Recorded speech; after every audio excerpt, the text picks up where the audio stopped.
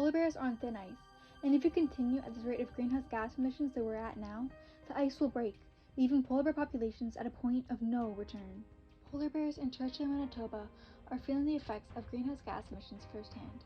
This place, famously known as the polar bear capital of the world, is now beginning to lose them at a rapid rate. The population of polar bears decreased by 27% between 2016 and 2021, which is 618 polar bears remaining within Churchill, nearly half from the beginning of the year 2000. The cause of this issue is clear. Climate change is killing the polar bears in Churchill, and if it continues at this rate, they will never recover. Climate change is undoubtedly affecting Churchill, as shown from these two climate graphs I composed, one of which depicts the climate in 1990 and the other shows it today in 2023. This demonstrates how climate change is affecting Churchill as the temperature has drastically increased from just 30 years ago to today. Polar bears live on ice, hunting seals through the winter and into the summer. When the ice melts, they move ashore and survive on stored fat until the next winter when they can hunt seals again. But because of climate change, the ice is now melting early in the spring and forming later in the autumn, meaning they must spend longer periods without food, causing their health to decline. Every week earlier the ice melts, bears come ashore approximately 22 pounds lighter and in much poorer condition. The warmer weather in Hudson's Bay can avoid the disastrous impacts on polar bears. Spring rains collapse the maternity dens before the mother and cub have left, putting the cub in danger as they could not survive in winter conditions. Warmer weather also increases the number of forest and bush fires in areas where maternity dens are dug as fires melt the permafrost, and without roots to hold the roofs together, they collapse. To make it worse, it can take 70 years after a fire for enough trees to grow back for the deadened site to be used again. If this rate of climate change continues, polar bears in Manitoba will not live to see the end of the century, predicted to become extinct before the year 2100 even begins. This would be detrimental to the ecosystem that polar bears exist in within Manitoba, as they are the top predator in their food web, meaning they play a crucial role in the balance of their ecosystem. If there are no polar bears to control the seal's population, the number of seals will increase, threatening the populations of both crustaceans and fish, an important food source for local wildlife and human populations. The impact of this has already begun, with the number of bears in Churchill decreasing by nearly 50% since the 1980s.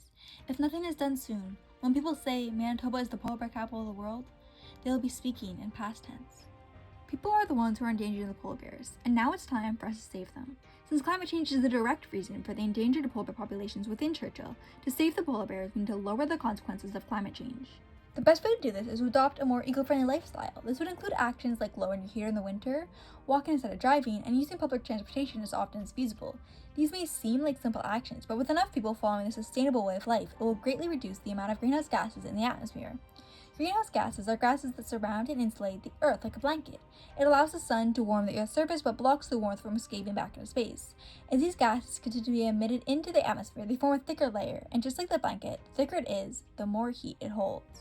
This then melts the sea ice, which declines polar bear population, showing how the first step to saving polar bears is to reduce greenhouse gases, attacking climate change at its core. You can also begin consuming solely local food and partaking in or starting a community garden to ensure that all the food you consume has a minimal carbon footprint.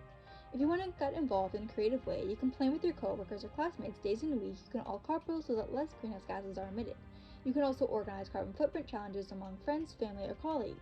To do so, set goals and track each other's progress in reducing carbon emissions, and create a competition to see who can come up with the most innovative and effective ways to lower their carbon footprint. All these lifestyle changes are a starting point to save polar bears, but much more has to be done for polar bears to have any hope for survival.